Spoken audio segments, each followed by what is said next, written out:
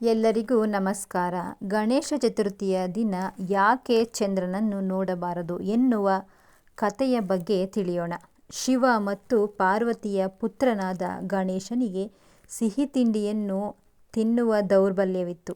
ವಿನಾಯಕ ಚತುರ್ಥಿಯ ದಿನ ತಿಂಡಿಗಳನ್ನು ಹೆಚ್ಚು ಖುಷಿಯಾಗಿ ಗಣೇಶ ಇಡೀ ದಿನ ಹೆಚ್ಚಿನ ಸಿಹಿ ತಿಂಡಿಗಳನ್ನು ತಿಂದನು. ರಾತ್ರಿ ಬಂದ ನಂತರ ಗಣೇಶನು ಉಳಿದ ಸಿಹಿ ತಿಂಡಿಗಳನ್ನು ಹಿಡಿದುಕೊಂಡು ನಿಧಾನವಾಗಿ ಮನೆಗೆ ನಡೆದನು. ಆಗಲೇ ತುಂಬ ಸಿಹಿ ತಿಂಡಿಗಳನ್ನು ತಿಂದಿದ್ದರಿಂದ ಗಣೇಶನ ಹೊಟ್ಟೆ ತುಂಬಿತ್ತು. ಈ ವೇಳೆ ಹಿಂದಕ್ಕೆ ನಡೆಯುತ್ತಿದ್ದಾಗ ವಿನಾಯಕನು ಎಡವಿ ಕೆಳಗೆ ಬಿದ್ದನು.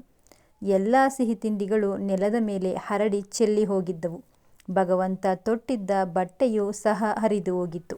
ನೆಲದ ಮೇಲೆ ಬಿದ್ದು ಹೋಗಿದ್ದ ಗಣೇಶನು ಮೇಲೆ ಏಳುತ್ತಿದ್ದಾಗಲೇ ಮುಜುಗರ ಅನುಭವಿಸುತ್ತಿದ್ದನು.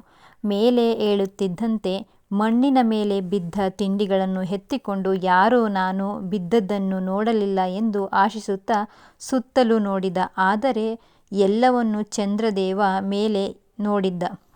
ಗಣೇಶನ ದೊಡ್ಡ ಹೊಟ್ಟೆಯನ್ನು ನೋಡಿ ಗಣೇಶನು ಬಿದ್ದಿದ್ದನ್ನು ನೋಡಿ ಚಂದ್ರದೇವ ಬಿದ್ದು ಬಿದ್ದು ನಗಾಡಿದ.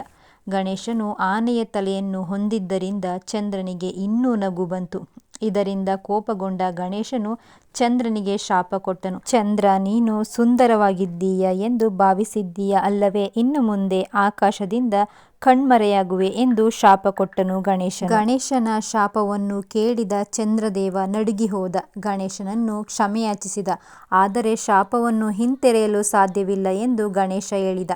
ಆದ್ದರಿಂದ 15 ದಿನ ನಿನ್ನ ಮುಖ ಸಂಪೂರ್ಣವಾಗಿ ಹೊಳೆಯುತ್ತದೆ, 1 ದಿನ ನೀನು ಕಾಣಿಸಿಕೊಳ್ಳುವುದಿಲ್ಲ ಎಂದು ಶಾಪ ಕಡಿಮೆ ಮಾಡಿದನು.